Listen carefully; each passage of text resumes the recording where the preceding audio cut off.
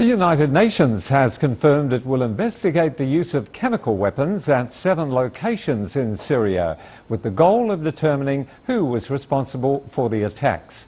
It comes as a UN inquiry released its findings detailing how all sides in the Syrian conflict are continuing to carry out acts against civilians that amount to war crimes. CCTV's Nick Harper reports from the United Nations in New York. Syria was very much the focus at the United Nations on Monday. The UN Security Council had a briefing from the head of the mission investigating chemical weapons use in the country. Now, this is a new mission, and its aim is to apportion blame and hold perpetrators accountable for the first time, having identified 7 locations where chemical weapons were used, mainly against civilians. And that's something that the head of the mission, Virginia Gamba, said would simply not be tolerated. Any use of toxic substances, weapons by anybody, anywhere, under any circumstances is totally abhorrent. And these acts will be identified and that they will be held accountable for their actions. Those investigations are scheduled to start during the first week of March. Meanwhile, out on Monday, the latest report from the independent investigation group that's tasked with looking at alleged violations of international human rights law inside the country.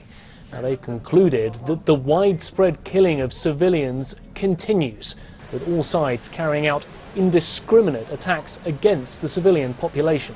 The Commission noted that no side in the conflict is respecting international humanitarian law, the Geneva Conventions, or the Conventions on Human Rights, and are therefore carrying out actions which amount to war crimes and crimes against humanity. The ongoing destruction of homes, hospitals, schools, markets and bakeries makes it near impossible for people to meet the most basic needs and forces them to live in constant fear for their lives. The Commission thinks the suffering of the Syrian people must stop now. This carnage has to end.